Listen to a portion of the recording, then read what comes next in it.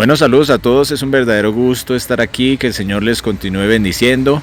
Como hemos empezado todas estas reuniones acerca del reino, recordando Lucas 16:16, donde nos dice que la ley y los profetas fueron hasta Juan el Bautista.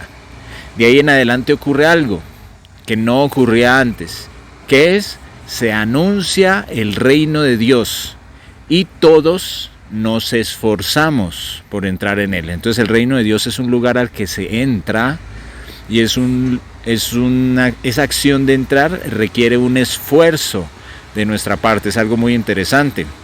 Quedamos por analizar el versículo que está en Mateo, donde dice que el reino de los cielos sufre violencia y los violentos lo arrebatan.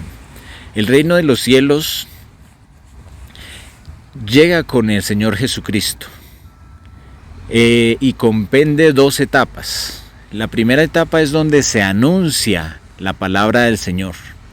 Se anuncia por todo lugar. Recuerden que el Señor Jesús anunció que ese reino era semejante a una semilla que caía en pedregales, a una semilla que caía en espinos, a una semilla que caía en buena tierra.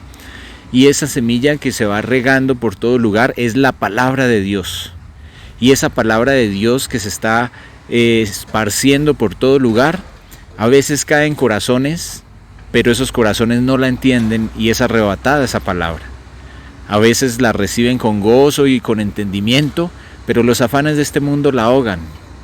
A veces las personas reciben esta palabra, pero llega la tribulación o las pruebas y luego tropiezan. Pero hay personas que son tierra fértil y que dan fruto de esta palabra. Entonces esa es la primera etapa del reino de Dios, que es donde se está compartiendo la palabra de Dios en todo lugar, a todas las personas, en todos los rincones de la tierra. Esa es la primera etapa. Y eso fue lo que vino a hacer el Señor Jesús. ¿Recuerdan ese versículo donde estaban acaparando al Señor Jesús contra el mar? Y Él decía, un momento, déjenme un poquito porque es que tengo que ir a otras ciudades para dar las buenas noticias del reino de Dios, porque para esto he sido enviado. Entonces el Señor Jesús dijo que para eso Él había sido enviado, para anunciar el reino de Dios. Y si esa era la misión de Él, era algo muy importante. Y si vemos que Él envió a predicar, ¿qué enviaba a predicar? El reino de Dios. Pablo, que se dedicó a discutir con denuedo y con libertad y sin impedimento el reino de Dios. El Señor Jesús, cuando resucitó y estuvo 40 días más compartiendo con las personas, ¿a qué se dedicó a hablar? Del reino de Dios. Y este reino de Dios, ¿en dónde se está gestando, mis queridos oyentes? Se está gestando en medio de un reino de tinieblas. La palabra nos enseña que los reinos de este mundo le pertenecen al maligno. Les doy un ejemplo pequeño. Cuando fue a nacer el Señor Jesús, las profecías decían que iba a nacer un rey. ¿Y qué mandó a hacer Herodes, que era el que gobernaba en esa zona donde el Señor Jesús iba a nacer? ¿Qué mandó a hacer Herodes? ¿Se acuerdan? Mandó matar a todos los niños menores de 2 años. Entonces, mis hermanos, cuando se anuncia un reino que está por desbancar, un reino que está por derrocar a un reino completo como es el reino de las tinieblas, obviamente va a haber una gran oposición, como le pasó a Herodes. Herodes se enteró de que iban a hacer un rey y no le gustó ni 5, por eso mandó perseguir y mandó matar y quiso evitar esa situación. Ahora, ¿cuánto más el reino de las tinieblas?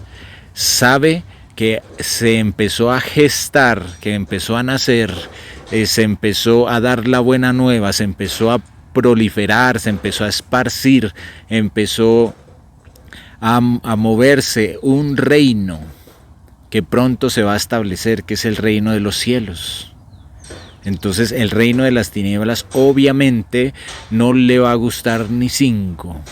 Y obviamente el reino de las tinieblas tiene mucho poder y se opone con gran violencia a que el reino de los cielos prospere.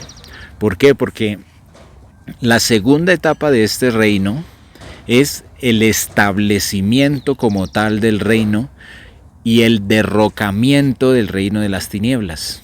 ¿Cuándo ocurre esto? Ocurre en el regreso de nuestro Señor Jesús.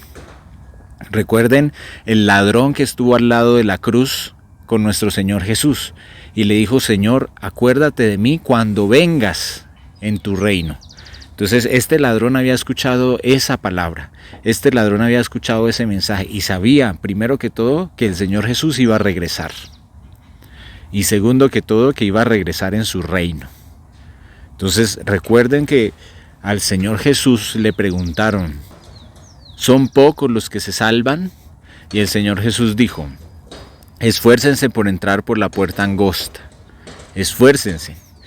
Cuando al Señor Jesús le preguntaron acerca de la salvación, Él empezó a hablar de este reino de los cielos, empezó a hablar de este reino de Dios que requiere un esfuerzo para entrar.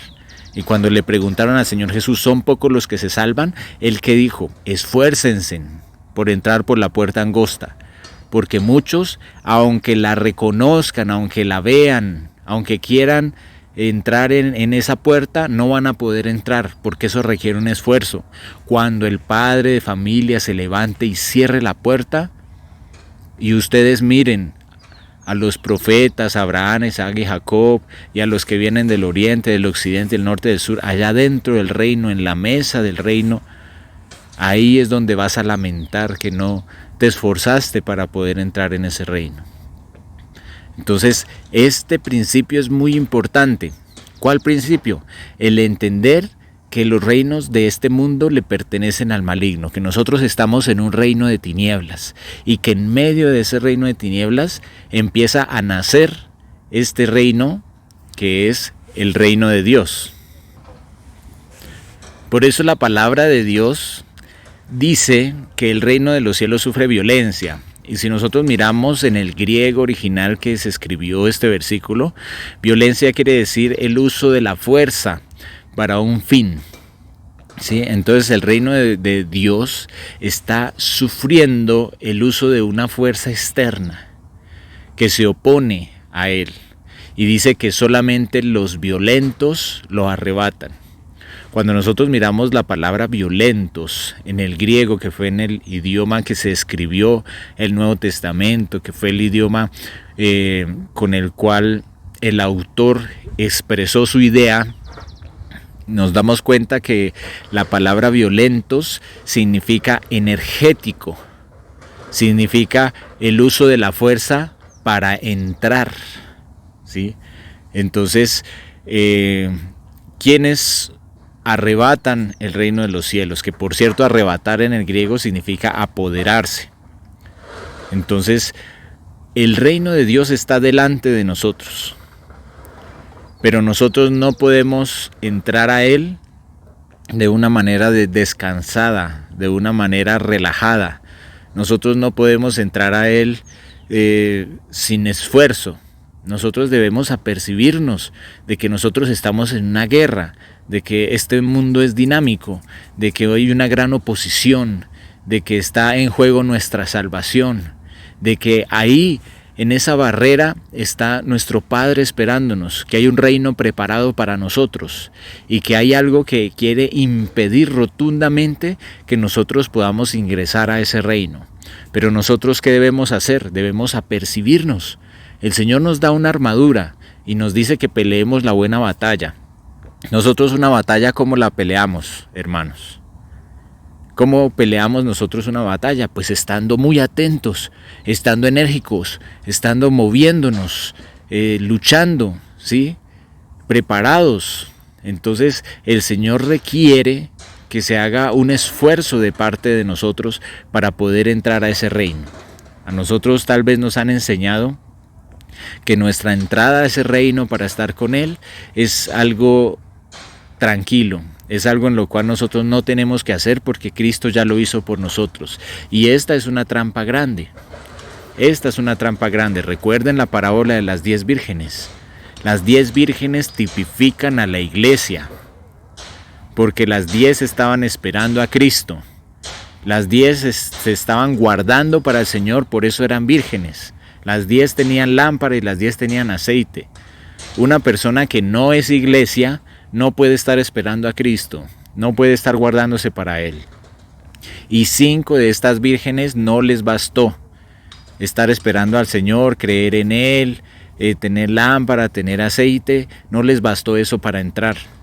Fueron llamadas insensatas, y el mismo Señor Jesús en Mateo 7 nos explica lo que significa para Él la palabra insensato.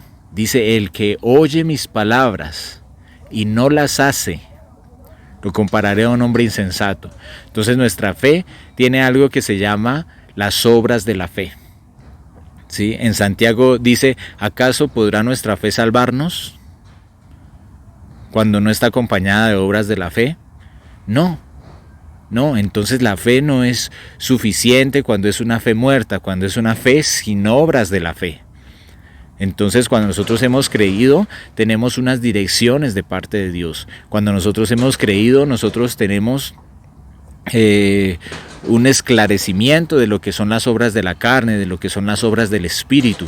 Y el Señor nos dice que luchemos, que todas las cosas nos son lícitas. Todas las cosas nos son lícitas, pero no todas nos convienen, y no nos dejaremos dominar de ninguna. Y si la palabra dice que no nos dejemos dominar, es porque eso va a tratar de dominarnos, ¿sí? La palabra dice que nos esforcemos en la gracia. Entonces debemos luchar, ¿sí?, contra los deseos de la carne que batallan contra nuestra alma, ¿sí? Entonces es una constante lucha donde nosotros tenemos que estar alimentándonos de Él, donde tenemos que estar alimentándonos de su palabra, donde tenemos que estar siguiendo su consejo. Porque si nosotros permanecemos en comunión, vamos a tener fuerza suficiente para vencer todas estas cosas y para poder ser obedientes. Porque el que oye mis palabras, dice el Señor Jesús, y las hace, lo compararé a un hombre prudente. ¿Y quiénes fueron los que entraron al reino? Los prudentes. Entonces es oír y hacer, y saber que ahí, detrás de esa puerta que se va a cerrar cuando se establezca el reino de Dios, que es lo que está escrito en la Biblia, que es lo que vino a enseñar el Señor Jesús, que una puerta se iba a cerrar, en que debíamos esforzarnos por Él. Ahí está nuestro Padre, ahí está nuestro amado Salvador, ahí está aquel autor de la fe, aquel que nos amó y aquel que ha preparado un reino de antemano para nosotros, aquel que nos espera en la mesa para compartir con Él nuevamente ese pan y nuevamente esa copa, y poder estar con Él y celebrar unas bodas. Lo que nos espera, hermanos, es la razón de nuestra existencia, es la razón de nuestro destino. Es Dios mismo el que nos espera allí. Entonces muchas personas quieren entrar al reino para no estar afuera, porque afuera el Señor lo llama las tinieblas de afuera. Afuera el Señor lo llama el lloro y el crujir de dientes. Afuera el Señor lo llama la gehenna. Muchos quieren entrar al reino para no estar afuera. Pero cuando nos damos cuenta lo que hay adentro, hermanos, no nos importa el castigo de afuera. Cuando nos damos cuenta lo valioso que es lo que hay adentro de ese reino, vamos a luchar con toda, y vamos a ser violentos y vamos a hacer uso de la fuerza para poder entrar a Él, porque solamente los violentos lo arrebatan. El reino de los cielos, el reino de Dios, es semejante a un hombre que encontró un tesoro en un campo y, escondiéndolo, fue y vendió todo lo que tenía y compró ese campo. Porque cuando nos damos cuenta de lo valioso, de los tesoros preciosos que hay en el reino de los cielos, sí que vale la pena, hermanos, dejar todo lo que tenemos. El reino de Dios vale la pena. Todo lo que pueda tener el hombre vale la pena dejarlo para poder adquirir ese tesoro que es el reino de los cielos. Entonces el reino de los cielos hoy, ahora que se gesta en medio de este reino de tinieblas, ese reino de los cielos sufre violencia, sufre gran oposición, y nosotros debemos hacer uso de la fuerza energéticamente para apoderarnos de él. ¿Esto qué quiere decir? Que el reino de los cielos sufre violencia y solamente los violentos lo arrebatan.